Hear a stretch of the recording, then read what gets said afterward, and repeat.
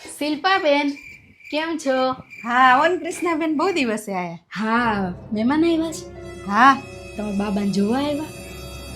હા હા હારું હારું હારું, બિચારાને થઈ જાય નહીં? હા સારું થઈ જાય સારું. તમે કઈ કામથી આયા હતા?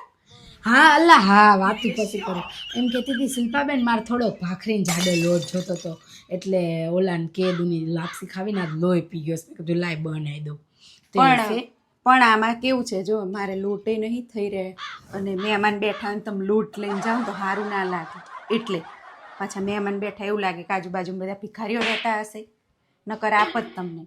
હં હા હા, વાંધો નહીં, સારું સારું. કંઈ કામકાજ હોય તો કહેજો હો. હા, તમારા મહેમાનને તમારે ઘેર બેહવા લાવવાના હતા, તો મેં કીધું આઈસ્ક્રીમ બાઈસ્ક્રીમ હોય ને લઈને રાખજો. પણ હજી નક્કી ન થયું હોય એની પહેલાં બેહવા લઈને આવવાના હતા.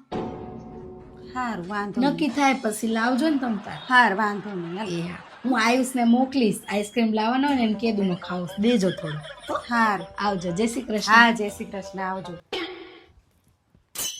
આ કઈ ઓછી નહીં, કઈ લોટ લેવા ના આવી હોય, આ તો છે ને જોવા આવી હોય કોણ મહેમાન આવ્યો હોય. 1 નંબરની કાગડી છે આ. છે ને આપણા ઘરમાં જ એનું ધ્યાન હોય કોણ આવે ને કોણ જાય. આ તો પાછી છે ને જઈને આપણું થવાય ના દે એવી છે. વચ્ચે છે ને આ પરોણા નાખે. આપણું થતું હોય ને સારું થાય રાજી નહીં. જો આઈસ્ક્રીમ મહેમાનને બેહવા જવાનું કીધું, કેવી ના પાડી દીધી. આઈસ્ક્રીમ ખવડાવવો પડે એટલે છોકરાને આઈસ્ક્રીમ ખાવા મોકલી દેશે. મારા છોકરાને સંબંધ થાય ને સારું તો રાજી નહીં એમ.